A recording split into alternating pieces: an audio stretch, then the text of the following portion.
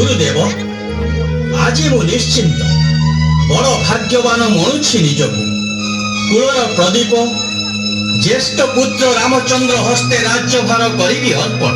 ମହାରାଜା ଦଶରଥ ରାମଚନ୍ଦ୍ର ଅଯୋଧ୍ୟାର ଯୁବରାଜ ରୂପେ ହେଲେ ଅଭିଷିକ୍ତ। ନନ୍ଦନ ବନୁ ଝରିବ ଦିବ୍ୟ ପାରିଜାତ। ତବ ସୁଖଠାରୁ ଆମ୍ବ ସୁଖ ରାଶି ହେବ ଦ୍ୱିଗୁଣିତ। ଜାଣେ ଗୁରୁଦେବ, ପୁତ୍ର ମୋର ରାମଚନ୍ଦ୍ର ସମସ୍ତଙ୍କ ପ୍ରିୟ। ସେଥିପାଇଁ ତ ସମସ୍ତଙ୍କ ମତାମତ ଲୋଡ଼ିବାକୁ ବିଶାଳ ସମାବେଶର କଲି ଆୟୋଜନ। ପାତ୍ର ମନ୍ତ୍ରୀ ସଭାସଦ ଗ୍ରାମବାସୀ ଜନପଦବାସୀ ସମସ୍ତଙ୍କ ସମ୍ମୁଖରେ କଲି ମୁଁ ଘୋଷଣା। ଦେଖିଲ ତ କିପରି ସମର୍ଥନ ମିଳିଲା ରାମର ସପକ୍ଷେ। କିଏ ବା କିପରି ତାଙ୍କୁ କରିବ ଅବଜ୍ଞା।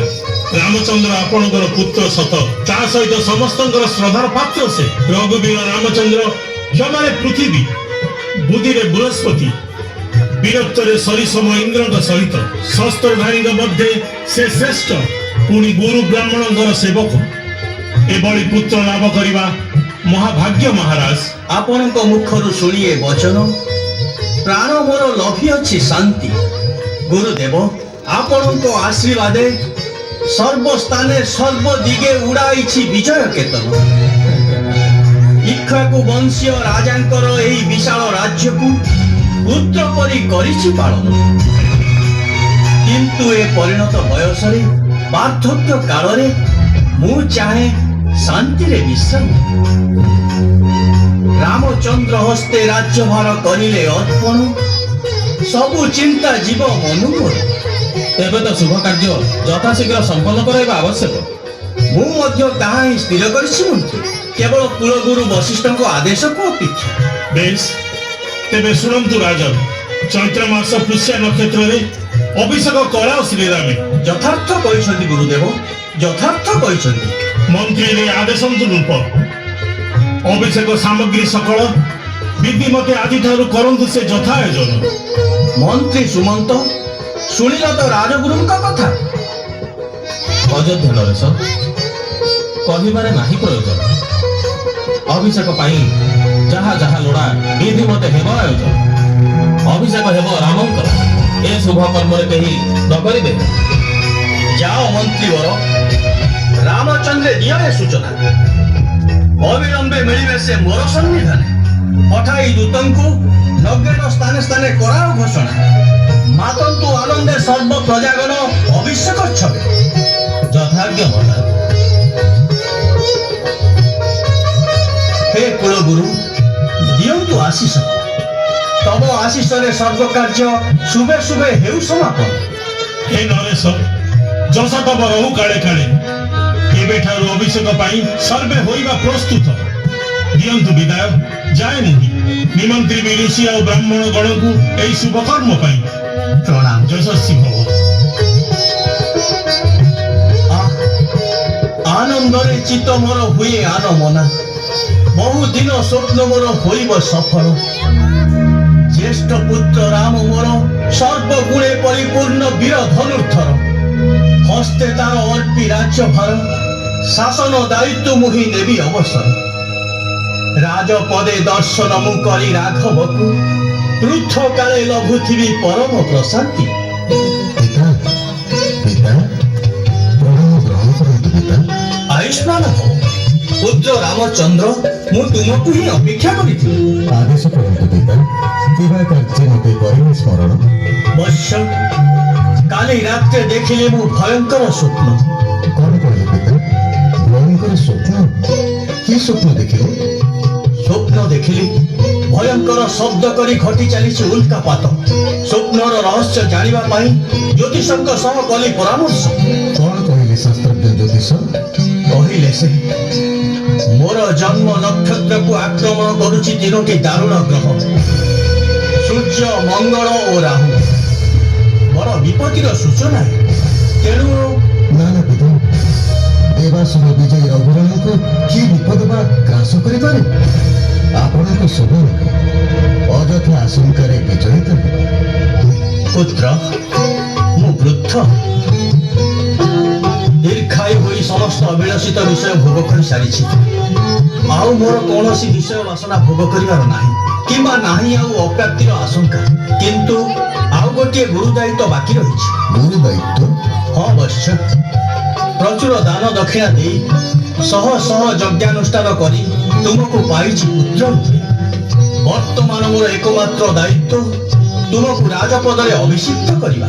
ମୁଁ ଜାଣେ ପିତା, ମୋ ପ୍ରତି ଆପଣଙ୍କ ସ୍ନେହ ଅସୀମ, କିନ୍ତୁ ପିତାଙ୍କ ଅଗ୍ରତେ ଦଣ୍ଡଛତ୍ର ଧରିବ କିପରି ପୁତ୍ର? ଶୋଭା ପାଇବ କି ଏହା ଜନସମାଜକୁ? ଭୀତ ହୁଅ ନାହିଁ ବତ୍ସ, କର ମୋର ଆଦେଶ ପାଳନ। ଅସୁନ୍ଦର ନୁହିବ କାହାକୁ। ସୀତା ସହ ସିଂହାସନେ ତୁମ୍ଭଙ୍କୁ ଦେଖିଲେ ପବିତ୍ର କରିବେ ନେତ୍ର ସମସ୍ତ ପ୍ରଜାଏ। ପିତା ଆଜ୍ଞା ଟାଳିବାକୁ ସାଧ୍ୟ ନାହିଁ ଏ ଦିନ ପୁତ୍ର। ତବ ଆଜ୍ଞା ହେଲେ ଚାଲିପାରେ ଅସିଧାରେ। ପ୍ରୀତ ହେଲି ପୁତ୍ର। ପୁନର୍ବସୁ ନକ୍ଷତ୍ରରେ ରହିଛନ୍ତି ଚନ୍ଦ୍ର। ଚନ୍ଦ୍ର ଯେବେ ପୁଷ୍ୟା ନକ୍ଷତ୍ରରେ ହେବେ ଯୁକ୍ତ, ଅଭିଷେକ ପାଇଁ ତାହା ପ୍ରକୃଷ୍ଟ ସମୟ। ତବ ଅଭିଷେକ ଦେଖି ପବିତ୍ର ହୋଇବ ଆତ୍ମା, ନିଖିଳ ଅନ୍ତର। ଆସ ବତ୍ସ, ଆସ ମୋ ସଙ୍ଗରେ।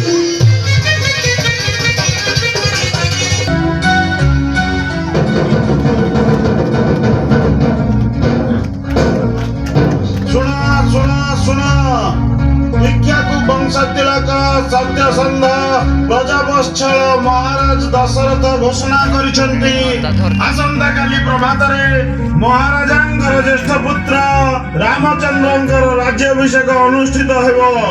ଏହି ଉତ୍ସବରେ ସମସ୍ତ ଅଯୋଧ୍ୟାବାସୀ ଭୂରି ଭୋଜନରେ ଆପ୍ୟାୟିତ ହେବେ। ନୃତ୍ୟ, ସଙ୍ଗୀତ, ମନୋରଞ୍ଜନରେ ସମସ୍ତେ ଏହି ଉତ୍ସବକୁ ଖୁବ୍ ଆନନ୍ଦ ଉଲ୍ଲାସରେ ପାଳନ କରିବେ।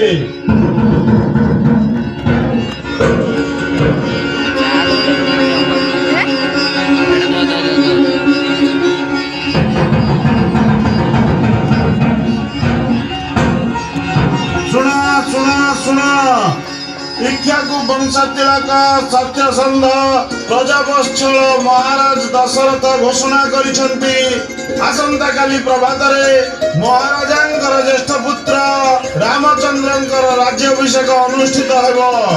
ଏହି ଉତ୍ସବରେ ସମସ୍ତ ଅଯୋଧ୍ୟାବାସୀ ଭୂରି ଭୋଜନରେ ଆପ୍ୟାୟିତ ହେବେ। ନୃତ୍ୟ, ସଙ୍ଗୀତ, ମନୋରଞ୍ଜନରେ ସମସ୍ତେ ଏହି ଉତ୍ସବକୁ ଖୁବ୍ ଆନନ୍ଦ ଉଲ୍ଲାସରେ ପାଳନ କରିବେ।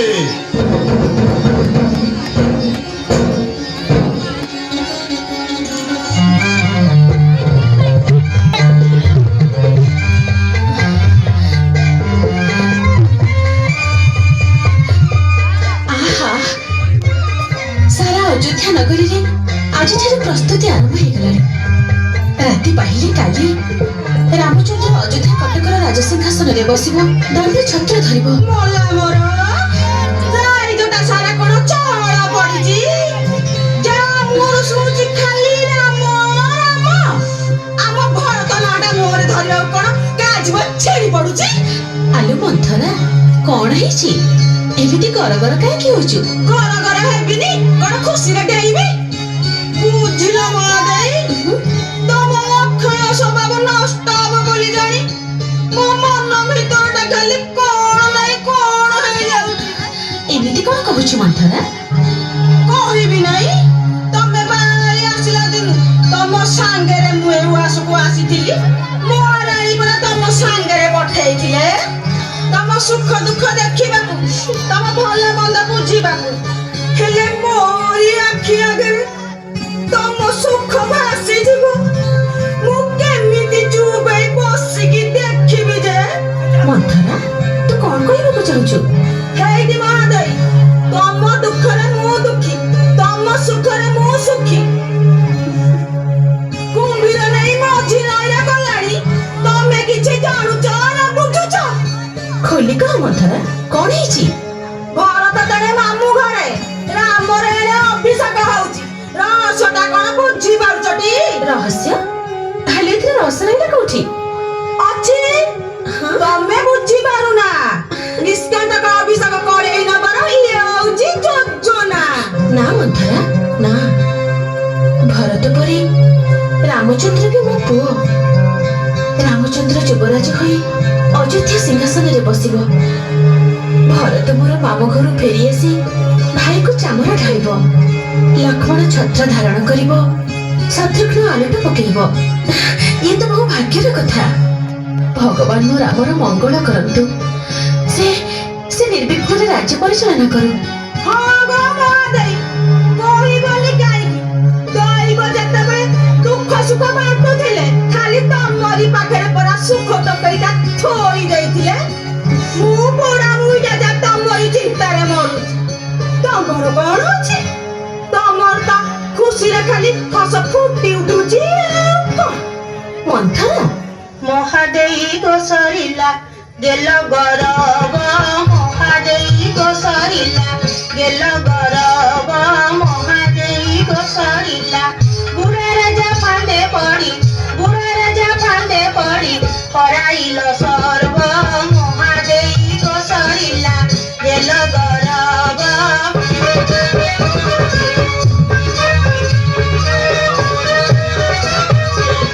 ସପତଣି ପୁତ୍ର ରାଜା ଦେଶେ ତୁ ପାଇ ବୁଲ ଯା ସପତଣି ପୁତ୍ର ରାଜା ଦେଶେ ତୁ ପାଇ ବୁଲ ଯା କାଟୁଛି ମୋର କଲିଜା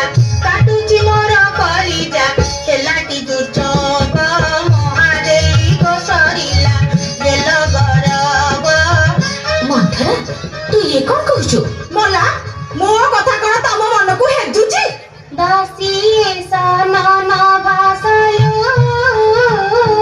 ନ ପାଇବୁ ପୌରୁଷ ଦାସୀ ସନ ନ ଭାସୟୁ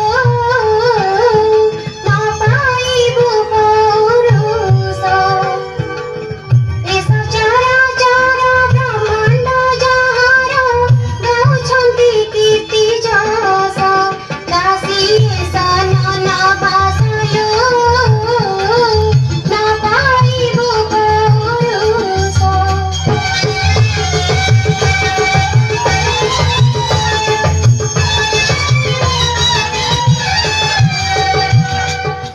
ସର୍ବଗୁଣାକାର ପ୍ରାଣର ରାମ ଇୟ ସଜସି ନ ଭୋଗୀ ଭଜନ ସର୍ବଗୁଣାକାର ପ୍ରାଣର ରାମ ଇୟ ସଜସି ନ ଭୋଗୀ ଭଜନ ତୁ କି ପାବି ସନ ହେଉଲ ଜ୍ଞାନ କରୁଛୁ ମନ୍ଦ ସାହସ ଦାସୀ ସନ ନ ଭାସଲୁ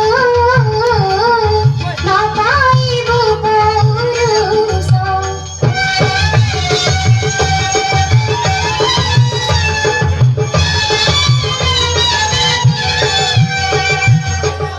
ମନ୍ଥରା ଜ୍ୟେଷ୍ଠ ରାଜକୁମାର ରାମ ସର୍ବଜ୍ଞ, ଗୁଣବାନ, ସତ୍ୟବାନ, ଶାନ୍ତ, ପବିତ୍ର ସ୍ୱଭାବ ଆଉ ଧର୍ମଜ୍ଞ। ସେ ହିଁ ଏକା ଏ ବିଶାଳ ସାମ୍ରାଜ୍ୟର ଅଧିକାରୀ ହେବା ପାଇଁ ଯୋଗ୍ୟ। ତା ବ୍ୟତୀତ ଆଉ କେହି ନୁହେଁ। ତୋ କଥା ମତେ ବିଷପ୍ରାୟ ଲାଗୁଛି। ହଁ ଲାଗିବନି କେମିତି ମୋ କଥା ତ ଅବିକା ଖଟା ଲାଗୁଥିବ ଯେତେବେଳେ ଦାଣ୍ଡରେ ଭିକାରୁଣୀ ହେଇ ବୁଲିବ ସେତେବେଳେ ମୋର କଥା ଠିକ ମନେ ପକେଇବ ଏ ଅଯୋଧ୍ୟାବାସୀ ଯାହାଙ୍କ ନାମେ ଉତ୍ସାହିତ ହୁଅନ୍ତି ଏ ଶୁଭ ଦିନେ ଏ ଅଯୋଧ୍ୟାବାସୀ ଯାହାଙ୍କ ନାମେ ଉତ୍ସାହିତ ହୁଅନ୍ତି ଏ ଶୁଭ ଦିନେ ମୁକ୍ତି ଜ୍ଞାନେ ଜୀବିତାର ବିଘ୍ନେ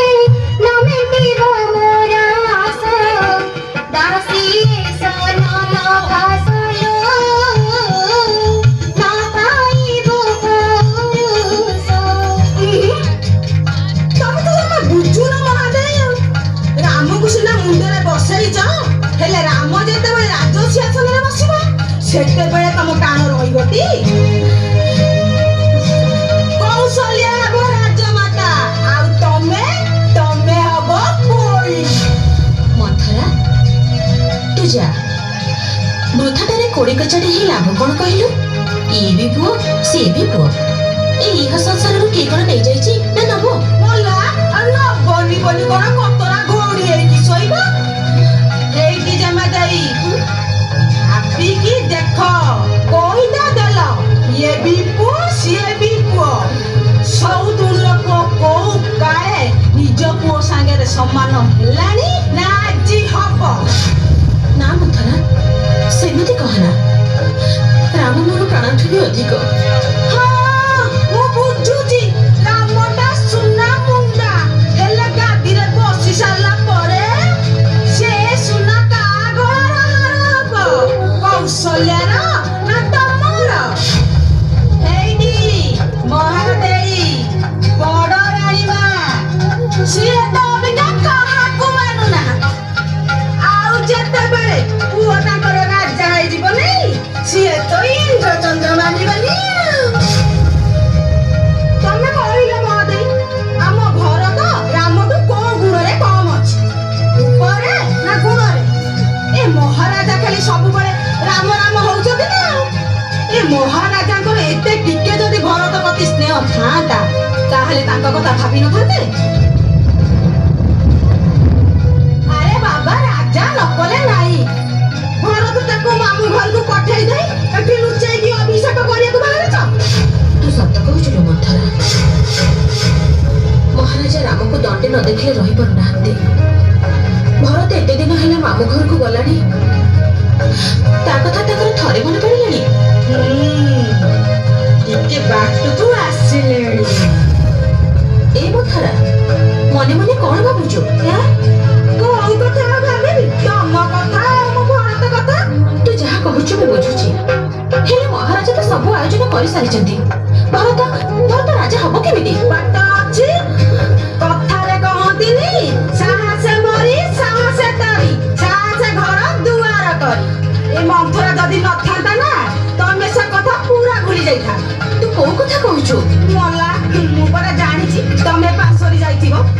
ହେଇଟି ମହାଦେଇ, ଦେବାସୁର ଯୁଦ୍ଧକୁ ଗଲାବେଳେ ତମେ ଯୋଉ ମହାରାଜାକୁ ସେବା ଶୁଶ୍ରୂଷା କରିଥିଲ, ସେଥିରେ ଖୁସି ହେଇ ସେ ଦିଟା ବର ତମକୁ ଯାଚିଥିଲେ। ତମେ କହିଥିଲ ଦରକାର ବେଳେ ମାଗି ନବ ବୋଲି। ସେ କଥା କଣ ତମର ମନେ ପଡୁନି? ହଁ ହଁ, ମନେ ପଡ଼ିଲା। ସତ କଥା ତ। ଏଇ ହଉଛି ଉପଯୁକ୍ତ ସମୟ। ତମେ ରାଜାକୁ ସେଇ ଦିଟା ବର ମାଗ। କିନ୍ତୁ କିନ୍ତୁ କଣ ମାଗିବି? ଓହୋ ମହାଦେଇ, ସବୁ କଥା କଣ ମୁଁ ବୁଝେଇବି? ହଉ ହେଲା, କହୁଛି। ପ୍ରଥମ ବରରେ ମାଗିବ ଭରତ ରାଜା ହବ, ଆଉ ଦ୍ୱିତୀୟ ବରରେ ମାଗିବ ରାମ 14 ବର୍ଷ ବନବାସ ଯିବ। ଆଦାୟ କରିସାରିଲା ପରେ ଯାଇକି ତାଙ୍କ କଥା ଶୁଣିବ, ବୁଝିଲଟି? ହଁ, ବୁଝିଗଲି। ହେଇଟି ଜମା ତରବର ହେଇ ବର ମାଗିବ ନାହିଁ। ସତ୍ୟ କରି ସାରିଲେ ଯାଇ ବର ମାଗିବ, ହେଲା? ହଉ, ତୁ ଯା ମନ୍ଥରା, ମହାରାଜାଙ୍କର ଆସିବା ବେଳ ହେଇଗଲାଣି। ହଉ, ମୁଁ ଯାଉଛି ମହାଦେଇ। ତମେ ମୋ ଭରତ କେମିତି ଖୁସିରେ ରହିବ ସେତିକି ମୋର ଲୋଡ଼ା ଲୋ ମା। ମୁଁ ଯାଉଛି ମହାଦେଇ, ଯାଉଛି। ମନ୍ଥରା ଠିକ ବେଳରେ ଅସଲ କଥାଟା କହିଗଲା। ମହାରାଜା ଆସିବା ପୂର୍ବରୁ ମତେ ମନ ମାରି ବସିବାକୁ ହବ।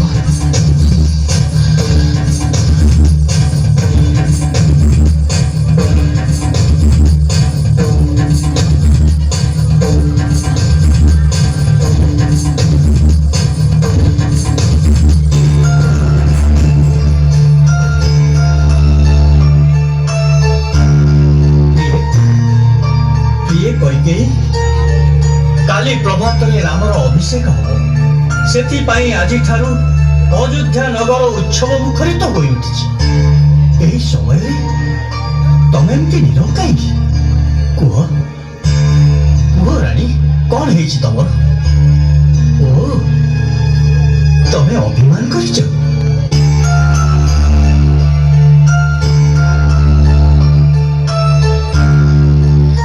ଥାଉ, ସବୁବେଳେ ଏମିତି ରସିକତା ଭଲ ଲାଗେନି। ତମେ ତ ଜାଣ କଇକେୟୀ, ମୋର ସମସ୍ତ ରାଣୀମାନଙ୍କ ମଧ୍ୟରୁ ତମେ ହଉଛ ସବୁଠାରୁ ପ୍ରିୟ। ସେଥିପାଇଁ ତମର ବିଷାଦିତ ମୁଖମଣ୍ଡଳ ମୁଁ ସହ୍ୟ କରିପାରେ ନାହିଁ। କୁହ ରାଣୀ, କଣ ପାଇଁ ତମର ଏ ଅଭିମାନ? कहरे संगीनी किंपा तुम्हारी अभिमानी मृगलोचना कहरे संगीनी किंपा तुम्हारी अभिमानी मृगलोचना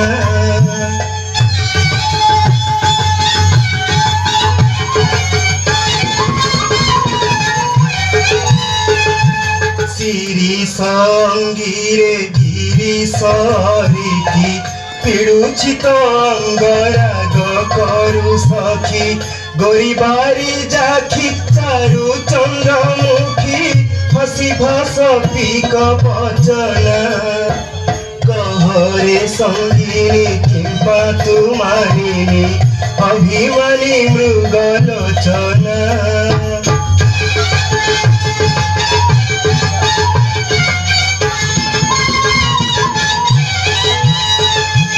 जबा धरारे किंपा तू अधीरा किबा अपराधे छंद करु भरा तुम दुदहारा प्रेमर पसरा नदिया तू आउ लांछना ଆପଣ ସତ୍ୟ କରନ୍ତୁ। ମିଥ୍ୟା କେବେ ନ କହିବେ। ଇଚ୍ଛାକୁ ବଂଶଜ ଦଣ୍ଡଧର। ସତ୍ୟ କରୁଛି। ସତ୍ୟ ସତ୍ୟ ସତ୍ୟ ତ୍ରିବାର ସତ୍ୟ। କୁହ ରାଣୀ। ତେବେ ଶୁଣନ୍ତୁ ମହାରାଜ, ପ୍ରଥମ ବରରେ ରାମଚନ୍ଦ୍ର ପରିବର୍ତ୍ତେ ମୋ ପୁତ୍ର ଭରତ ଜଗତ ବିମୋହିତ ହୋଇଥିଲା। ନା ନା, ତୁ ସେ କୈକେୟୀ ନୁହଁ ଯିଏ ରାମକୁ ପ୍ରାଣାଧିକ ଭଲ ପାଏ। କହ କହ ତୁ କିଏ? କିଏ ତୁ? ରାକ୍ଷସୀ ନା ମାନବୀ? ବୃଥାରେ ଅଭିନୟ କଲେ କିଛି ଫଳ ହବନି ମହାରାଜ। ଆପଣ ସତ୍ୟ କରିସାରିଛନ୍ତି। ଓହୋ, ସତ୍ୟ କରିଛି ସତ୍ୟ।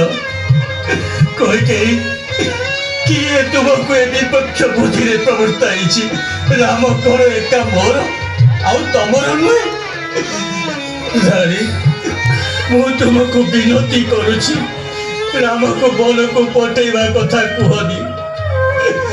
ଭରତ ପଛେ ଅଯୋଧ୍ୟା କଟକର ରାଜା ହେଉ, ସେଥିପାଇଁ ମୋର ଶୋଚନା ନାହିଁ। ମାତ୍ର ରାମକୁ ବନ ଯିବା କଥା ତୁଣ୍ଡରେ ଧରୁ ନାହିଁ। ମହାରାଜ, ଆପଣ ସତ୍ୟ କରିଛନ୍ତି।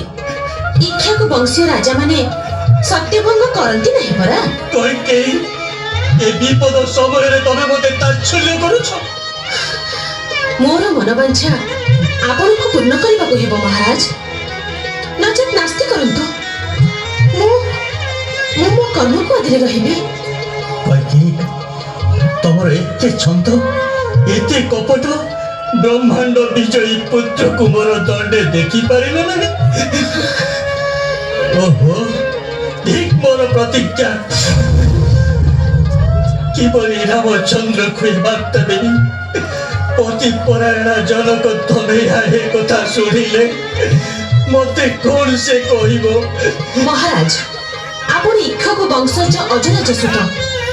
ସାରା ଜଗତରେ ଆପଣ ସତ୍ୟସନ୍ଧ ରୂପେ ବିଦିତ। ଛାର ପୁତ୍ର ସ୍ନେହରେ କାହିଁକି ଆପଣ ବାନ୍ଧି ହେଉଛନ୍ତି?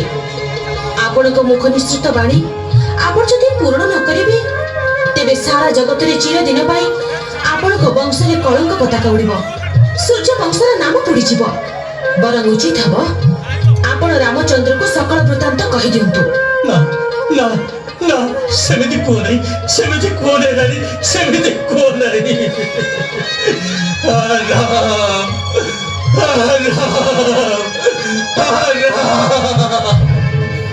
ଏ କି ହେଲା ପୁତ୍ର? ଗୋଟିଏ ମୁହୂର୍ତ୍ତ ମଧ୍ୟରେ ଏସବୁ କଣ ଘଟିଗଲା?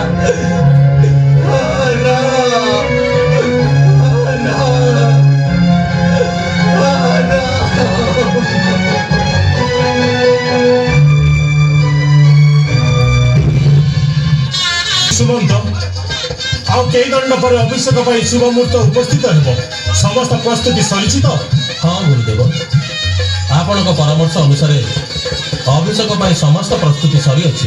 ପ୍ରୟାଗରୁ ପବିତ୍ର ଜଳ ଅଣାଯାଇଅଛି। ସୁବର୍ଣ୍ଣ ଓ ରୌପ୍ୟ ନିର୍ମିତ ଜଳକୁମ୍ଭ ମାନଙ୍କରେ ପଦ୍ମଫୁଲ ଶୋଭା କରୁଛି। ମଧୁ, ଘୃତ, ପୁଷ୍ପ ସମସ୍ତ ପୂଜା ସାମଗ୍ରୀ ପ୍ରସ୍ତୁତ। ଗାୟକ ଗାୟିକା ମାନେ ବିଭିନ୍ନ ପ୍ରକାର ବାଦ୍ୟଯନ୍ତ୍ରରେ ସୁସଜ୍ଜିତ ହୋଇଛନ୍ତି।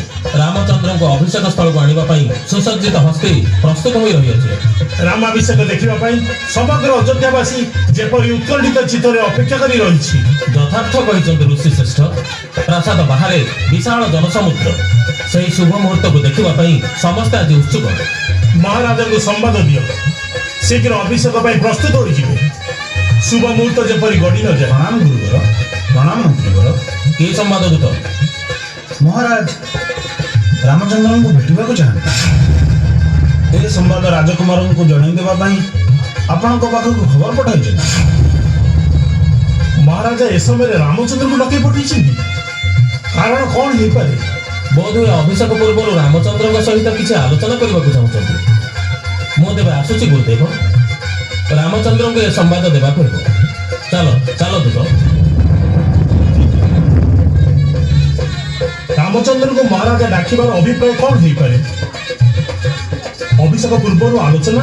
ନା, ମତେ କାହିଁକି ଏଥିରେ କିଛି ଅଘଟଣର ସୂଚନା ମିଳୁଛି। ତା ନ ହୋଇଥିଲେ ପ୍ରଭାତରେ ଶୁଭବାଦ୍ୟ ମତେ ଏପରି କରୁଣ ଶୁଭୁଛି କାହିଁକି? ସୂର୍ଯ୍ୟବଂଶର ଭାଗ୍ୟରବି ନିକଟକୁ ହଠାତ୍ ଏକ ଅଶୁଭ ଛାୟା ମାଡ଼ି ଆସୁଥିବାର ମତେ ଅନୁଭବ ହେଉଛି। ନା ନା, ହେ ପ୍ରଭୁ, ମୋର ଏ ଆଶଙ୍କା ସତ୍ୟ ନ ହେଉ। ଯଦି ସତ୍ୟ ହୁଏ ତେବେ ସମଗ୍ର ଅଯୋଧ୍ୟାର ଭାଗ୍ୟ ଅନ୍ଧକାର ମଧ୍ୟରେ ବୁଡ଼ିଯିବ। ହେ ଈଶ୍ୱର, ତୁମର ଇଚ୍ଛା ପୂର୍ଣ୍ଣ ହେଉ ପ୍ରଭୁ, ତୁମର ଇଚ୍ଛା ପୂର୍ଣ୍ଣ ହେଉ। ପରି ପୁତ୍ରକୁ ବନକୁ ପଠେଇବା ପୂର୍ବରୁ ମୋର ମୃତ୍ୟୁ ହେଲା ନାହିଁ କାହିଁକି? କୁହ କୈକେୟୀ, କୁହ। ଏ ଆଦେଶ ମୋର ନୟନ ପିତୁଳାକୁ ଦେବି କିପରି? କୁହ କୁହ କୈକେୟୀ, କୁହ। ପ୍ରଣାମ ପିତା, ପ୍ରଣାମ ମାତା କୈକେୟୀ। ରାମ ପୁତ୍ର ମୋର। ପିତା, ଆପଣ ଏପରି ବିଷଣ୍ଣ ଓ ଚିନ୍ତିତ ଜଣାପଡ଼ୁଛନ୍ତି କାହିଁକି? କୁହନ୍ତୁ ପିତା, କେଉଁ କାରଣରୁ ମୋତେ ସ୍ମରଣ କଲେ? ପୁତ୍ର ରାମଚନ୍ଦ୍ର, କୈକେୟୀ, ରାମ, କୈକେୟୀ। ପିତା, ଆପଣ ଏତେ ବିଚଳିତ କାହିଁକି? ମାତା, ମୁଁ ଅଜାଣତରେ ଏପରି କିଛି ଦୋଷ କରିଛି ଯେଉଁଥିପାଇଁ ପିତା ଆଜି ଏତେ ବିଷମ ଦେଖାଯାଉଛନ୍ତି। କୌଣସି ଶାରୀରିକ କିମ୍ବା ମାନସିକ ପୀଡ଼ାରେ ସେ ବ୍ୟଥିତ ହୋଇନାହାନ୍ତି ତ? ନା, ତାଙ୍କର କୌଣସି ଶାରୀରିକ କିମ୍ବା ମାନସିକ ପୀଡ଼ା ହୋଇନାହିଁ। ରାମ ପୁତ୍ର ମୋର। ପିତା, କୁହନ୍ତୁ ପିତା। ଶୁଣ ରାମ, ତାଙ୍କର କିଛି ମନର କଥା ଅଛି। ତୁମେ ତାଙ୍କର ପ୍ରିୟ ପୁତ୍ର ହୋଇଥିବା ଯୋଗୁଁ ତୁମକୁ କଷ୍ଟ ହେବ ବୋଲି ଅପ୍ରିୟ କଥା ତାଙ୍କ ତୁଣ୍ଡରୁ ସ୍ଫୁରୁ ନାହିଁ। କି କଥା ପ୍ରକାଶ କର ପିତା। ମୋର ଅନୁରୋଧରେ ତୁମ୍ଭ ପିତା ମୋତେ ବର ଦେବେ ବୋଲି କହି ଏବେ ଇତର ବ୍ୟକ୍ତି ପରି ସେଥିରୁ ନିବୃତ୍ତ ହେଉଛନ୍ତି। ଶୁଭ ହେଉ ବା ଅଶୁଭ ହେଉ, ରାଜା ଯାହା କହିବେ ତୁମେ ତାହା ପାଳନ କରିବ ବୋଲି ନିଷ୍ପତ୍ତି କଲେ ମୁଁ ପ୍ରକାଶ କରିବି। ଏକି କଥା କୁହ ମାତା। ରାଜାଙ୍କ ଆଦେଶରେ ମୁଁ ସବୁ କିଛି କରିବାକୁ ପ୍ରସ୍ତୁତ ଅଛି। ତେଣୁ ମାତା ପିତାଙ୍କର ଯାହା ଅଭିପ୍ରେତ ତାହା ମୋ ସମ୍ମୁଖରେ ପ୍ରକାଶ କର। ମୁଁ ତାହାକୁ ଅକ୍ଷରେ ଅକ୍ଷରେ ପାଳନ କରିବି। ରାଘବ, ପୂର୍ବେ ଦେବାସୁର ଯୁଦ୍ଧ ବେଳେ ଇନ୍ଦ୍ରଙ୍କୁ ସାହାଯ୍ୟ କରିବାକୁ ଯାଇ ତୁମ୍ଭ ପିତା ଶସ୍ତ୍ରାହତ ହୋଇଥିଲା ବେଳେ ମୁଁ ତାଙ୍କୁ ରକ୍ଷା କରିଥିଲି। ସେତେବେଳେ ସେ ପ୍ରୀତ ହୋଇ ମୋତେ 2ଟି ବର ଯାଚିଥିଲେ। ମୁଁ ସେତେବେଳେ ତାହା ନ ମାଗି ବର୍ତ୍ତମାନ ମାଗିଛି। ବର? କି ବର? ପ୍ରଥମ ବର, ତୁମ ପରିବର୍ତ୍ତେ ଭରତର ରାଜ୍ୟାଭିଷେକ ହେବ। ଏବଂ ଦ୍ୱିତୀୟ ବର, ତୁମେ 14 ବର୍ଷ ବନବାସ ଯିବ। এই সামান্য কথা ପାଇଁ ଏତେ ଦ୍ୱନ୍ଦ୍ୱ? କିଭଳି କଥା ହେବ? ପିତୃ ସତ୍ୟ ପାଇବା ପାଇଁ ମୁଁ ବନଗମନ କରିବି। ହେଲେ ମାତା, ତୁମର ମୋ ଉପରେ ସମସ୍ତ ଅଧିକାର ଥିବାବେଳେ ତୁମେ ଏ ବିଷୟରେ ପିତାଙ୍କୁ କାହିଁକି କହିବାକୁ ଗଲ? ତୁମ କଥାରେ ମୁଁ ତ 14 ବର୍ଷ ବନବାସ କରିଥାନ୍ତି। ତେବେ ଆଉ ବିଳମ୍ବ କାହିଁକି? ତୁମେ ଶୀଘ୍ର ବନକୁ ଯିବାର ଆୟୋଜନ କର। ତୁମେ ଯେପର୍ଯ୍ୟନ୍ତ ଅଯୋଧ୍ୟା ନ ଛାଡ଼ିଛ ସେ ପର୍ଯ୍ୟନ୍ତ ତୁମର ପିତା ସ୍ନାନ ଭୋଜନ କରିବେ ନାହିଁ। ତମେ ନିଶ୍ଚିନ୍ତ ରହ ମାତା। ମୋର ବନକୁ ଯିବାରେ ଆଦୌ ବିଳମ୍ବ ହେବ ନାହିଁ। କେବଳ ମାତା କୌଶଲ୍ୟା ଆଉ ସୀତାଙ୍କର ଅନୁମତି ନେଇ ମୁଁ ବନକୁ ଚାଲିଯିବି। ନା ନା ନା ନା ପୁତ୍ର ମୋର, ତୋତେ ଛାଡ଼ି ମୁଁ ରହିପାରିବି ନାହିଁ ପୁତ୍ର, ତୋତେ ଛାଡ଼ି ମୁଁ ରହିପାରିବି ନାହିଁ। କେମନ୍ତେ ମୁଛିବି ଧନ ମୋ ପରାଣ ନିଧିରେ, କେମନ୍ତେ ମୁଛିବି ଧନ ମୋ ପରାଣ ନିଧିରେ, ପାଷାଣ୍ଡୀ କବଳେ ପଡ଼ି ହରାଇଲି ସିଧିରେ, କେମନ୍ତେ ମୁଛିବି ଧନ ମୋ ପରାଣ ନିଧିରେ।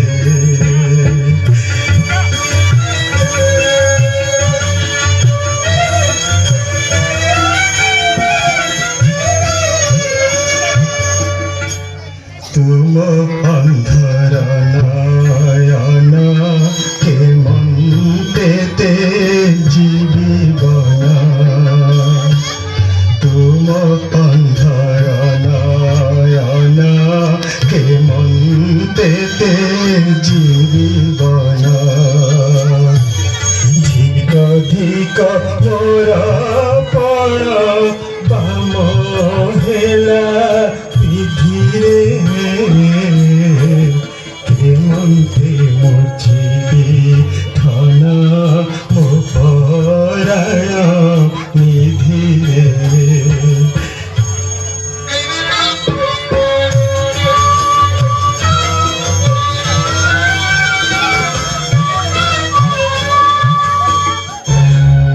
এই পাষাণ্ডী কবଳରେ পড়ি তোতে কোন মো চিরদিন পাই হরেই বসিবি পুত্র। না, ମୁଁ ସତ୍ୟ ଭଗ୍ନ କରିବାର ପ୍ରତିଫଳ ପାଇଲି ପଛେ ଏ ରାକ୍ଷସୀ କଥାରେ ପଡ଼ି ତୋତେ କେବେ ହେଲେ ମନକୁ ପଠାଇବି ନାହିଁ ପୁତ୍ର, ତୋତେ କେବେ ହେଲେ ମନକୁ ପଠାଇବି ନାହିଁ। ଯା ଯା, ଚାଲିଯା ରାକ୍ଷସୀ, ଚାଲିଯା ମୋ ସମ୍ମୁଖରୁ, ଯା ଚାଲିଯା ଚାଲିଯା ଚାଲିଯା। ଆପଣ ଧୈର୍ଯ୍ୟ ଧରନ୍ତୁ ପିତା, ପ୍ରତିଜ୍ଞା ପାଳନ କରିବା କ୍ଷତ୍ରିୟର ଧର୍ମ।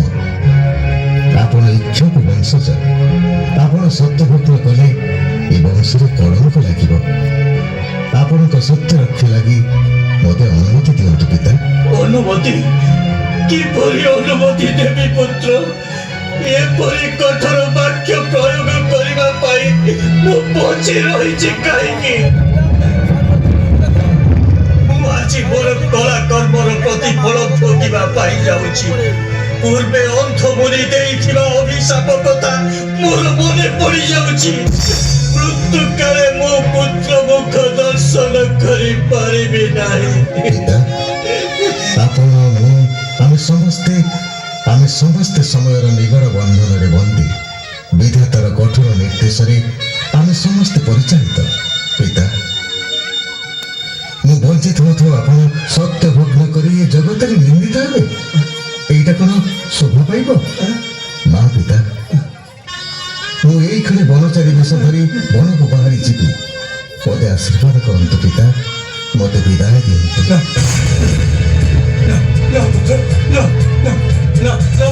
ରାମ ପୁତ୍ର ମୋର, ରାମ ପୁତ୍ର ମୋର,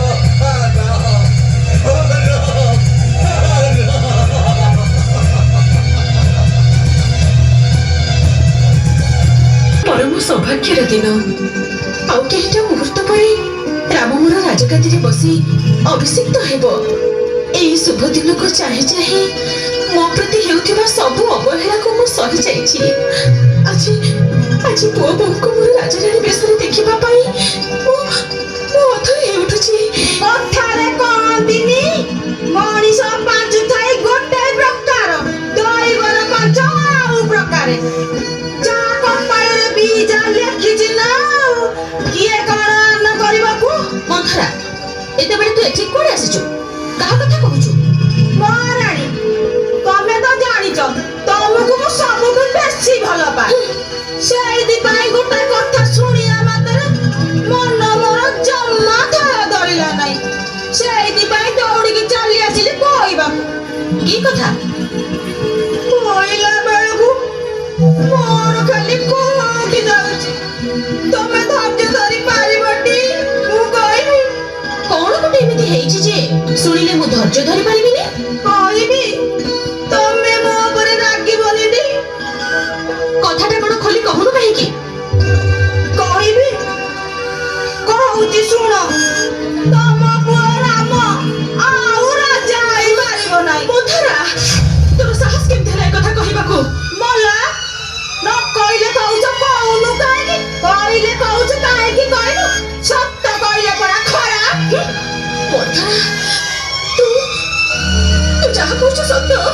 ଅଧା କହିଛି ପୁରା କଥାଟା ଆଗେ ଶୁଣି ସାର ରାମ ବଦଳରେ ଭରତ ହବ ରାଜା ରାମ ଯିବ 14 ବର୍ଷ ବନବାସ ମଧୁରା, ତୁ କାହାଠୁ ଶୁଣିଲେ ଏ କଥା? ଖୋଦ ମହାରାଜା ପରା ମହାଦେଇ କଇକେଇକୁ ଏଇ ବର ଦେଇଛନ୍ତି ଜାଣିଲ ମହାରାଣୀ ଆମ ମହାରାଜା ସତ୍ୟ ସିଦ୍ଧ ତୁଣି ରଘୁପଛ ତୀର ନେଉ ବି ଆସିବ ତାଙ୍କ ମୁହଁରୁ ବାହାରିଥିବା ବଚନ କେବେ ଏପଟ ସେପଟ ହବ ନାହିଁ ମଧୁରା, ତୋ କଥା ମୁଁ ବିଶ୍ୱାସ କରିପାରୁନି। ତୁ ମିଛ କହୁଛୁ, ମିଛ।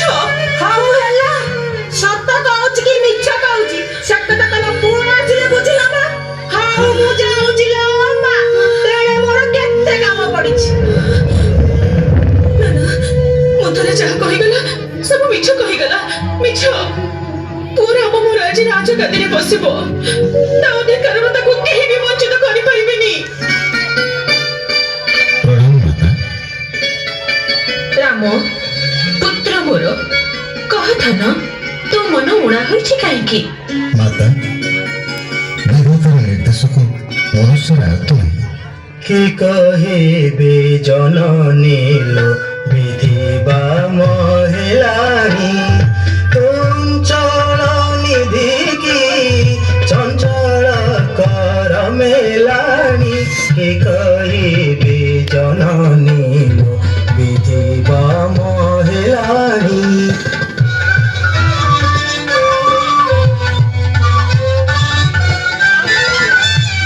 भागे नाही ती महारी भोग काही बसुंधारी तेजुछि मो सुख सिरी तेजुछि मो सुख सिरी नकर तू भाळेनी कि कहिबे जननी विधि बा महिलानी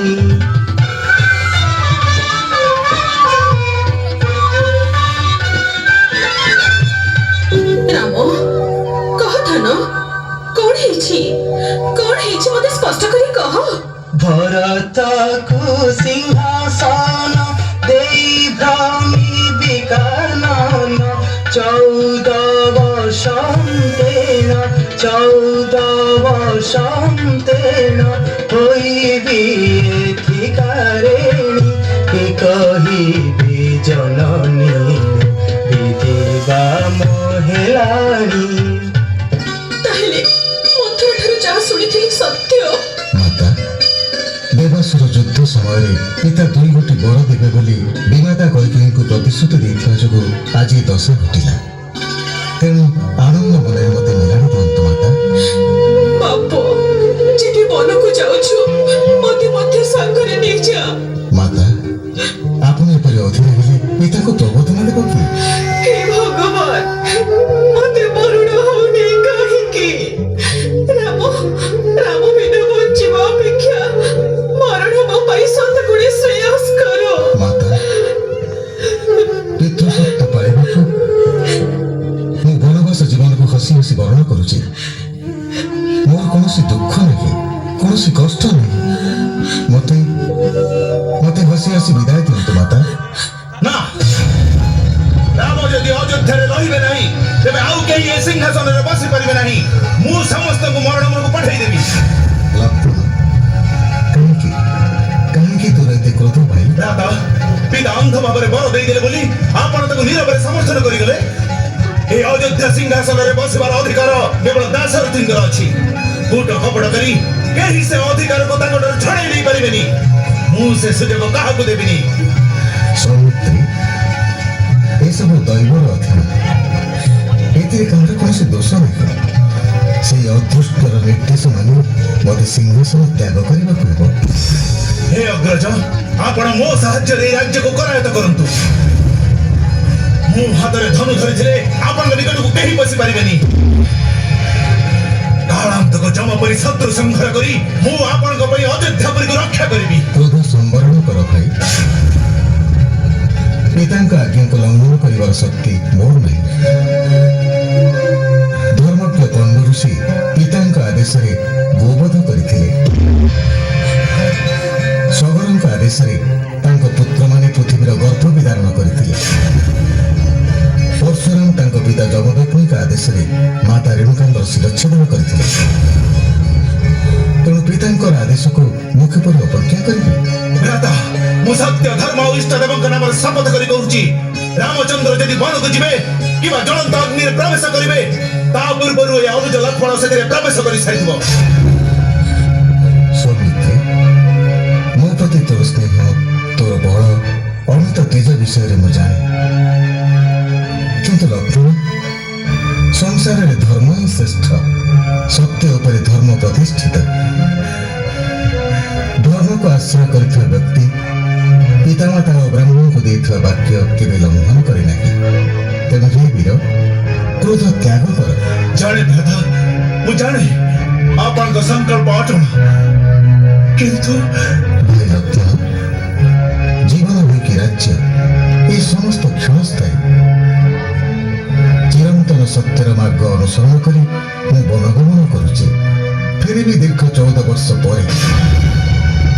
ମୋ ଅନୁପସ୍ଥିତିରେ ତୁ ପିତାମାତାଙ୍କ ପଦସେବା କରୁଥିବୁ, ଯେପରି ସେମାନଙ୍କୁ କୌଣସି କଷ୍ଟ ନ ହୁଏ। କଣ କହିଲେ? ଆପଣ ମତେ ପରିତ୍ୟାଗ କରି କେଉଁଆଡ଼େ ଯିବେ ଭ୍ରାତା? ଶରୀର ବିନା ପଦ୍ମକଣ ବଞ୍ଚିପାରେ, ରାମ ବିନା ଲକ୍ଷ୍ମଣର ଅନ୍ୟ ଗତି ନାହିଁ। ଭ୍ରାତା, ମତେ ଆପଣଙ୍କ ସାଙ୍ଗରେ ବନକୁ ଯିବା ପାଇଁ ଅନୁମତି ଦିଅନ୍ତୁ ଭ୍ରାତା। ଭାଇ, ସେ କଥା କହି ତୁ ମୋତେ ବିଷମ ସମସ୍ୟାରେ ପକାନା। ତୁ ମୋ ସାଙ୍ଗରେ ବନକୁ ଯାଇ କଣ ବା କରିବୁ? ସହୋଦର ଅନାଦର ଆଜି କାହିଁକି? ସହୋଦର ଅନାଦର ଆଜି କାହିଁକି? କେମନ୍ତେ ବଞ୍ଚିବି ଦିନ, କେମନ୍ତେ ବଞ୍ଚିବି ଦିନ, ତାହା ମୁଖ ଚାହିଁକି। ସହୋଦର ଅନାଦର ଆଜି କାହିଁକି?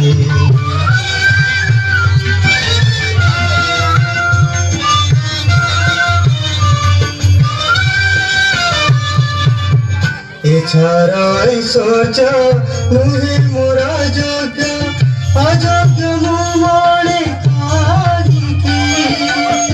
এছাড়াই সোচ নুহে মোরা যোগ্য, অযোগ্য মু মনে কাহিকি। শ্রীপদ পঙ্কজ হেউ মতে ভোগ্য, শ্রীপদ পঙ্কজ হেউ মতে ভোগ্য। সৌভাগ্যমণি বিদেহী সহোদর অনাদর আজি কাহিকি।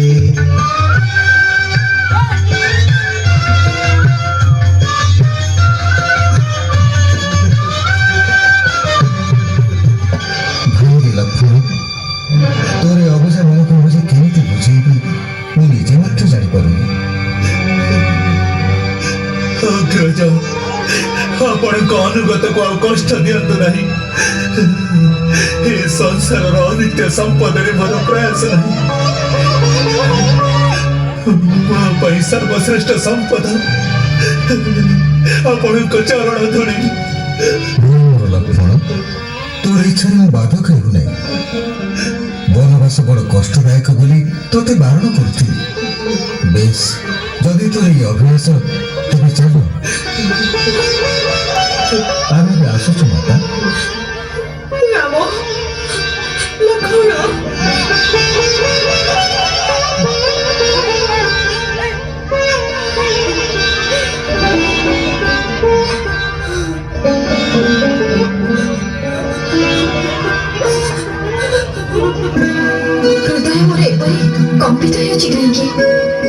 আজি প্রভাতর অভিষেকর দিন কিন্তু পরিচারিকা কহিগলা সে একাকী এই দিগরে আসুଛନ୍ତି। আজি দাশরথীଙ୍କ মস্তକ ଉପରେ শ্বেତ ରାଜଛତ୍ର ଶୋଭା ପାଇବାର କଥା। ଚାରଣ ମାନେ ମାଙ୍ଗଳିକ ସ୍ତୁତି ଗାନ କରୁନାହାନ୍ତି କାହିଁକି? ପ୍ରିୟେ, ସ୍ୱାମୀ କଣ ହେଇଛି ସ୍ୱାମୀ? ଆଜି ଅଭିଷେକର ଦିନରେ ଆପଣ ଏପରି ଚିନ୍ତିତ ଦିଶୁଛନ୍ତି କାହିଁକି? ସୀତେ, ଆଜି ମୋର ଅଭିଷେକ ହେଉନାହିଁ। ତେବେ ଯାହା ମୁଁ ଆଶଙ୍କା କରୁଥିଲି ତାହା ସତ୍ୟ? ହଁ ହଁ ପ୍ରିୟ ଜନକ ନନ୍ଦିନୀ, ବିମାତା କୈକେୟୀ ପିତାଙ୍କୁ ସତ୍ୟ କରି ତାଙ୍କ ପୁତ୍ର ଭରତ ନିମନ୍ତେ ରାଜ୍ୟାଧିକାର ପାଇଁ ମୋତେ 14 ବର୍ଷ ପର୍ଯ୍ୟନ୍ତ ନିର୍ବାସିତ କରିଛନ୍ତି। ମୁଁ ବର୍ତ୍ତମାନ ପିତୃସତ୍ୟ ପାଳନ କରିବା ପାଇଁ ବନଗାଡ଼ି ହେବାକୁ ଯାଉଛି। ହେଲେ ତା ପୂର୍ବରୁ ତୁମକୁ ସାକ୍ଷାତ କରିବା ପାଇଁ ଆସିଛି। ପ୍ରଭୁ, ଭବିଷ୍ୟତବାଣୀ ସତ୍ୟ ପ୍ରମାଣିତ ହେଇଛି। ମୁଁ ଛୋଟ ଥିଲାବେଳେ ଜଣେ ସାଧ୍ୱୀ ତପସ୍ୱିନୀ ମୋର ମାତାଙ୍କୁ କହିଥିଲେ ମୋର ବନବାସର ଯୋଗ ଅଛି। ତେଣୁ ଏ ସମ୍ବାଦରେ ମୁଁ ଆଦୌ ଆଶ୍ଚର୍ଯ୍ୟ ହେଉନାହିଁ, ବରଂ ବନବାସ ପାଇଁ ମୁଁ ସବୁବେଳେ ପ୍ରସ୍ତୁତ ହୋଇ ରହିଛି। ନା ନା ପ୍ରିୟ, ତୁମେ କାହିଁକି ବନବାସରେ କଷ୍ଟ ଭୋଗିବ? ବରଂ ତୁମେ ଏଇଠାରେ ରହି ବ୍ରତ ଉପବାସ ପାଳନ କର।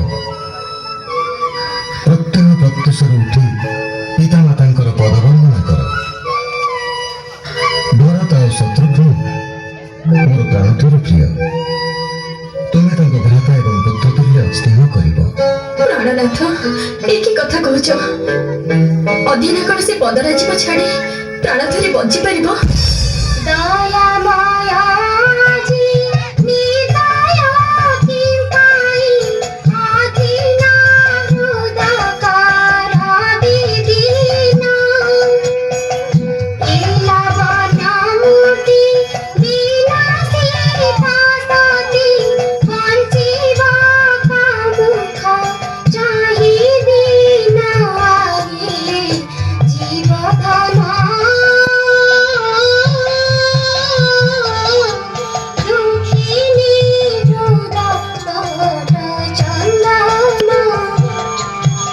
তুমি মনোদুঃখ কর নাই প্রিয়, এ সমস্ত ମୋ দুর্ভাগ্যের কথা। পঙ্কজিনী সতী তেজে ধরবিকি সলীলাতি মূর্ছি বঞ্চে মীনাবৃতি তব সুধা পূর্ণ শ্রীমুখ ছবিকি দরশন পবিত্র নয়ন আহি জীবধন দুঃখিনী হৃদত চন্দন ପ୍ରିୟ ଜଗତ ନନ୍ଦିନୀ, ତୁମେ ମୋ ସହିତ ବନବାସକୁ ଗଲେ ତୁମକୁ ଅନେକ ବାଧାବିଘ୍ନର ସମ୍ମୁଖୀନ ହେବାକୁ ପଡ଼ିବ। ସ୍ୱାମୀ, ଆପଣ ଧର୍ମଜ୍ଞ। ଆପଣ କଣ ଜାଣନ୍ତି ନାହିଁ ପତିର ଭାଗ୍ୟ ପତ୍ନୀ ଲାଭ କରେ ବୋଲି? ସ୍ତ୍ରୀ ସ୍ୱାମୀର ଛାୟା ସ୍ୱରୂପ। ସ୍ୱାମୀ ପ୍ରାସାଦ ଶିଖରରେ ରୁହନ୍ତୁ କିମ୍ବା ବିଜନ ଅରଣ୍ୟରେ ଗତି କରନ୍ତୁ, ସ୍ତ୍ରୀ ତାଙ୍କର ହିଁ ଅନୁସରଣ କରିବ। ତେଣୁ ଆପଣଙ୍କ ସହିତ ମୋର ବନକୁ ଯିବା ସୁନିଶ୍ଚିତ। ସୀତେ, ହଁ ପ୍ରଭୁ, ବାରଣ କରନ୍ତୁ ନାହିଁ। ପିତୃଗୃହରେ ମୁଁ ଯେପରି ସୁଖରେ ଥିଲି, ଆପଣଙ୍କ ସହିତ ବନବାସ କରି ମୁଁ ସେହିପରି ସୁଖରେ ରହିବି। ମୁଁ ବ୍ରହ୍ମଚାରୀ ବ୍ରତ ପାଳନ କରି ଆପଣଙ୍କ ସେବାରେ ରହି ଆନନ୍ଦର ଦିନ କାଟିବି। ମାତ୍ର ଆପଣଙ୍କ ବିନା ମୁହୂର୍ତ୍ତେ ମଧ୍ୟ ବଞ୍ଚି ପାରିବିନି। ସତୀ ସୀତେ, জ্যোতি হেলে পতি নিবিধি খ্যাপাসি সর্বদা সেবিবি শ্রীচরণ বারামণি ভাব নগর ভাব জীব পাছে অধীন জীবন আহি জীবধন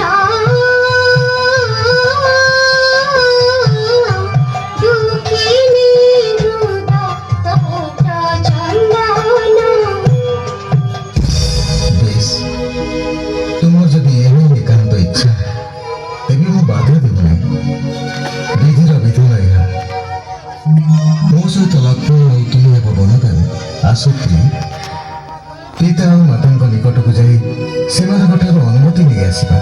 ଆସୁ ପ୍ରିୟ।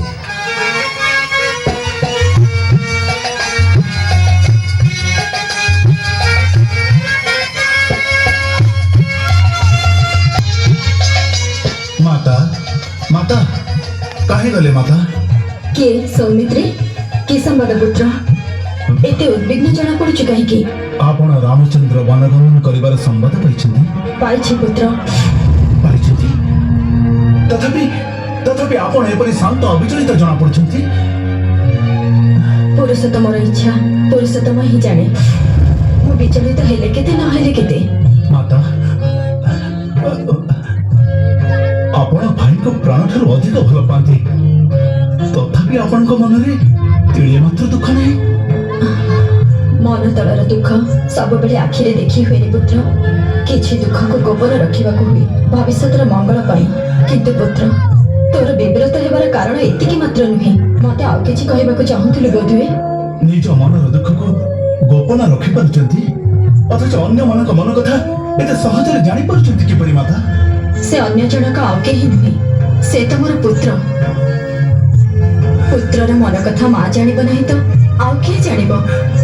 କହ ପୁତ୍ର, କଣ କହିବାକୁ ଚାହୁଁଛୁ? ମା, ଭାଇଙ୍କ ସାଙ୍ଗରେ ବନକୁ ଯିବା ପାଇଁ ମୁଁ ସ୍ଥିର କରିଛି। ଏଥିରେ ଆପଣ ମନ ଦୁଃଖ କରିବେ ନାହିଁ ତ? ନା, ବରଂ ହସି ହସି ତତେ ବନକୁ ଯିବା ପାଇଁ ଅନୁମତି ଦେବି। ମା, ତୋର ଏ ନିଷ୍ପତ୍ତି ବିଷୟରେ ଶୁଣି ମୋ ଛାତି ଗର୍ବରେ ପୂରି ଉଠୁଛି ସୌମିତ୍ରୀ।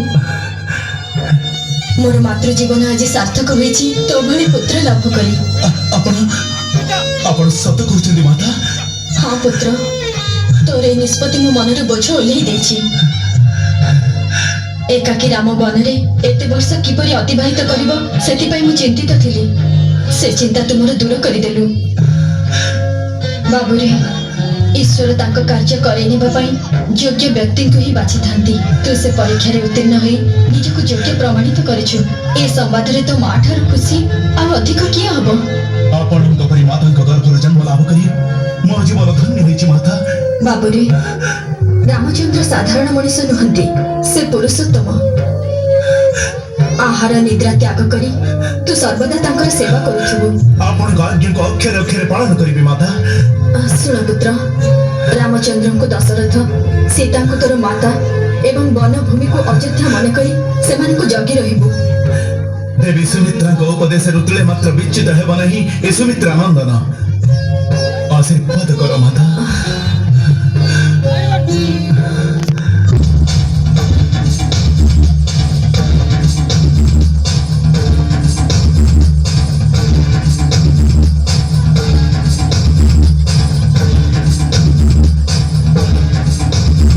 ଆଜି ସମସ୍ତଙ୍କ ମୁହଁରେ ମୋର ନିନ୍ଦା। ସାରା ଅଯୋଧ୍ୟା ମତେ ଧିକ୍କାର କରୁଛି। ତେବେ ମୁଁ କଣ ଭୁଲ କଲି? କହିକି କଣ ଭାବୁଛୁ? କଣ ଭାବୁଛୁ ତୁ? କିଏ କିଏ ତୁ? ମତେ ଚିହ୍ନି ପାରୁନୁ? ମୁଁ ତୋର ବିବେକ। କଣ କହିବାକୁ ଚାହୁଁଛୁ? କାହିଁକି ପୁତ୍ର ସ୍ନେହରେ ଅନ୍ଧ ହେଲୁ? କାହିଁକି ତୋ ପରି ଉଚ୍ଚମନା ବିଦୁଷୀ ନାରୀ ଏପରି ନିଜ ଚିନ୍ତା କଲା କାହିଁକି? ମୁଁ ଯାହା କରିଛି ମୋ ପୁଅର ମଙ୍ଗଳ ପାଇଁ। ମା ତା ପୁଅର ଚିନ୍ତା କରିବାରେ ଭୁଲ ରହିଲା କେଉଁଠି? କିନ୍ତୁ ଗୋଟିଏ ପୁଅ କଥା ଚିନ୍ତା କଲୁ, ଅନ୍ୟ ପୁଅମାନଙ୍କ କଥା ଚିନ୍ତା କଲୁନି ତ? ରାମ ପରା କୌଶଲ୍ୟାଙ୍କୁ ଯେତିକି ଭଲ ପାଏ ତାଠାରୁ ବେଶୀ ତତେ ଭଲ ପାଏ। ତୁ ଏମିତି ତା ପ୍ରତି ନିର୍ଦ୍ଦୟ ହେଲୁ କେମିତି? ତା ନ ହେଇଥିଲେ ଭରତ ମୋର ଚିରଦିନ ରାଜଗାଦିରୁ ବଞ୍ଚିତ ହେଇଥାନ୍ତା। ଯେତେ ହେଲେ ବି ରାମ ମୋର ସପତ୍ନୀର ପୁତ୍ର, ଆଉ ଭରତ ମୋ ନିଜର। କିନ୍ତୁ ଭରତ ଯଦି ତତେ ନିଜର ବୋଲି ସ୍ୱୀକାର ନ କରେ? କଣ କହିଲୁ? ଭରତ ଯଦି ତୋର ଅଭିଳାଷକୁ ପୂର୍ଣ୍ଣ କରିବାର ସୁଯୋଗ ନ ଦିଏ, ଭରତ ମୋ କଥାକୁ ଗ୍ରହଣ କରିବନି? କାହିଁକି? ଦେଖିଲୁ ତ ରାମ ବନକୁ ଯିବା କଥା ଶୁଣି ଲକ୍ଷ୍ମଣ କେମିତି ତା ପଛେ ପଛେ ବାହାରି ପଡ଼ିଲା। ଲକ୍ଷ୍ମଣ ପରି ଭରତ ଶତ୍ରୁଘ୍ନ ବି ରାମକୁ ପ୍ରାଣଠାରୁ ବେଶୀ ଭଲ ପାଆନ୍ତି। ମାମୁଁ ଘରୁ ଫେରିବା ପରେ ଭରତ ଯଦି ଲକ୍ଷ୍ମଣ ପରି ବନକୁ ବାହାରିଲା, କଣ ହେବ ତ ମାଗିଥିବା ବରର ପରିଣାମ? କଣ ହେବ ତ ଅଭିଳାଷ ଆଉ ସ୍ୱାର୍ଥର ପ୍ରତିଫଳନ? କଣ ହେବ? ନା, ତୁ ସେମିତି କହନା, ତାହେଲେ ମୁଁ ସହିପାରିବିନି। ନା ନା ନା।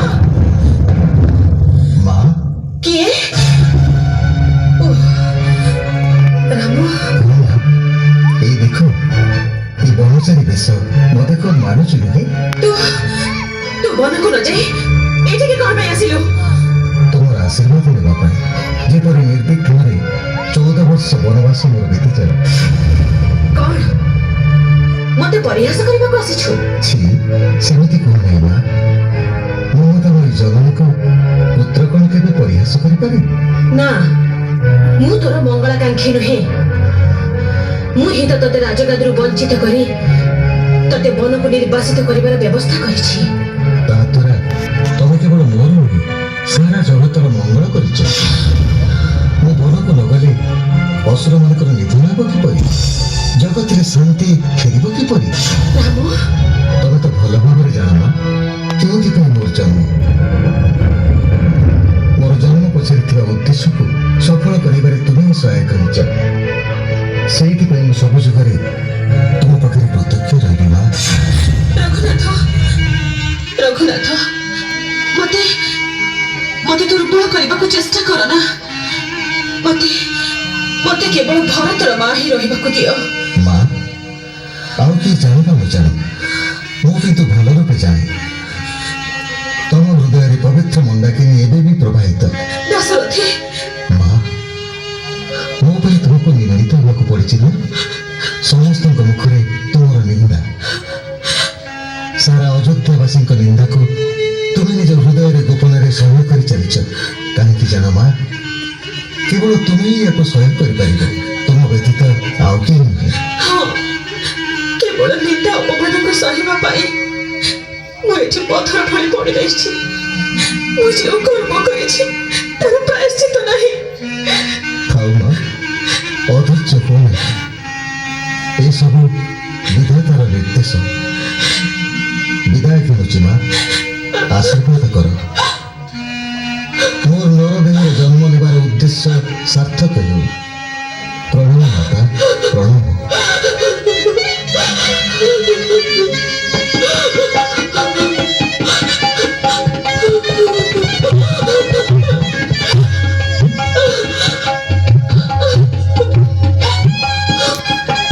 ସେଉ ରାମ ଯିବା ବେଳେ ତା ପଛରେ ବିଶାଳ ଚତୁରଙ୍ଗ ସେନା ଯାତ୍ରା କରୁଥିଲା।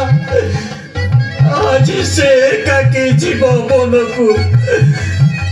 ଆଉ ସେ ଦୃଶ୍ୟ ଦେଖିବା ପାଇଁ ଅସହାୟ ଅବସ୍ଥାରେ ଅପେକ୍ଷା କରିଛି ଏହି ବୃଦ୍ଧ ଦଶରଥ।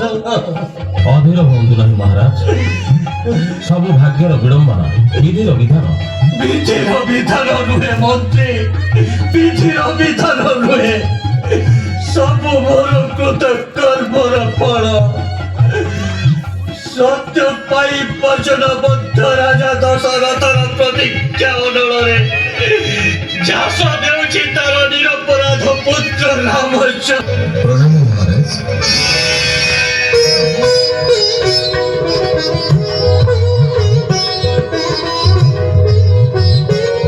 ରାମ, ହୃଦୟର ସଂଖ୍ୟାରେ ଭରା ରାମ।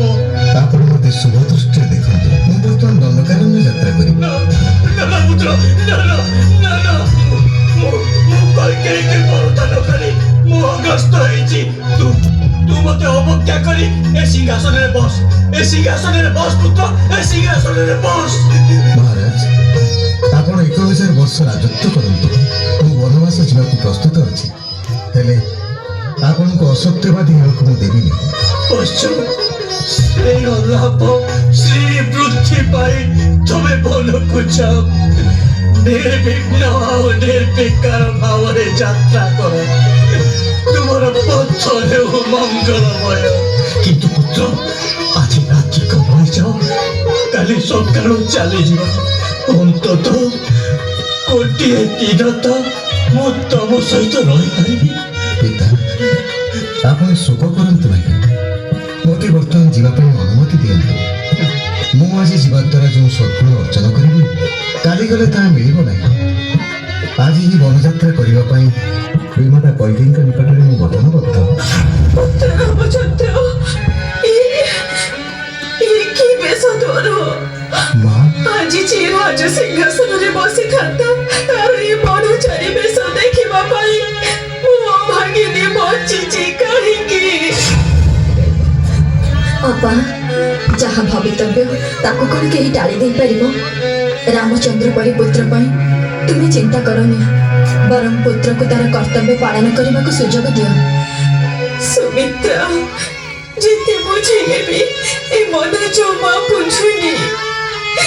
এই দেখ, ସୁକୁମାରୀ ପୁତ୍ର ବଧୂ ମୋର, ତାକୁ ପୁଣି ଏ ବନଚାରୀ ବୈରାଗୀ ବେଶରେ ଦେଖିବା ପାଇଁ ବିଧାତା ମୋ କପାଳରେ ଲେଖିଥିଲା।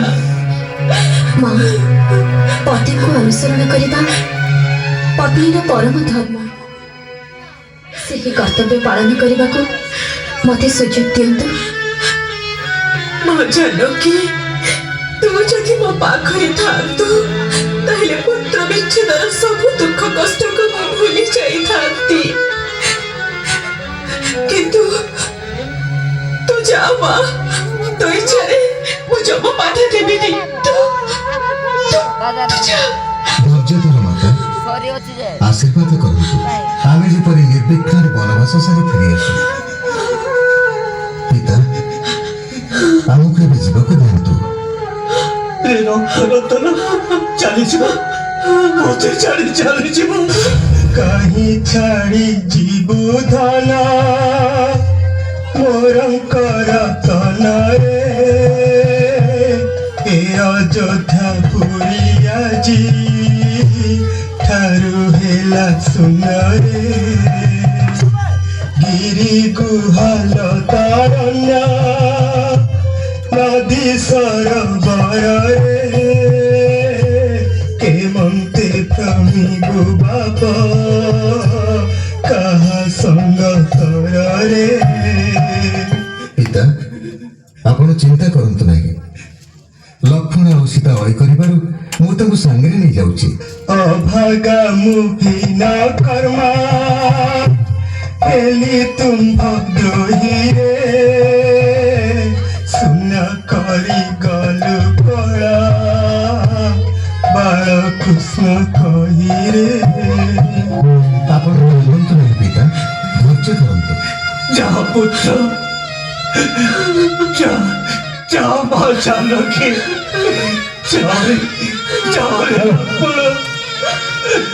সত্য লাগে দশরথ দেউছি বিদায় ভক্ত হৃদୟରେ।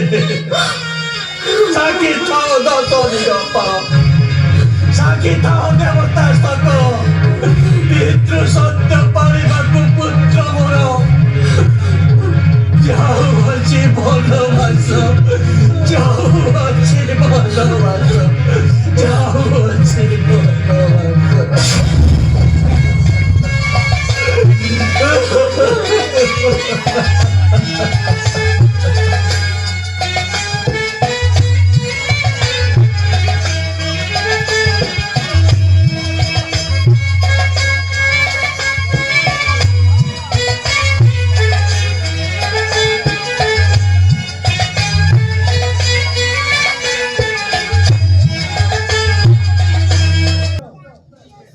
ଦେବାଶିଷ ସାହୁ, ଯିଏକି ପଠାଣି ସାମନ୍ତ 2023 ମସିହାରେ ପାଇଥିଲା।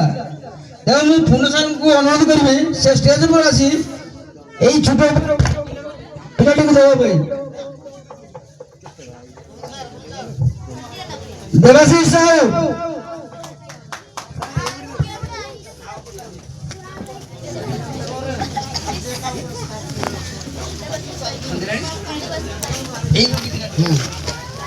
ସନ୍ଧ୍ୟାରାଣୀ ପଣ୍ଡା ଏହି ଗୀତିନାଟ୍ୟରେ ମୁଗ୍ଧ ହୋଇ 110 ଟଙ୍କା ପୁରସ୍କୃତ କରିଛନ୍ତି।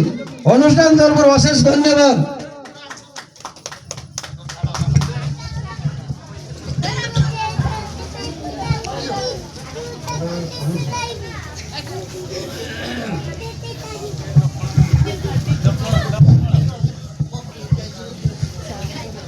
ଆଜି ଏଠାରେ ଉପସ୍ଥିତ ସମସ୍ତ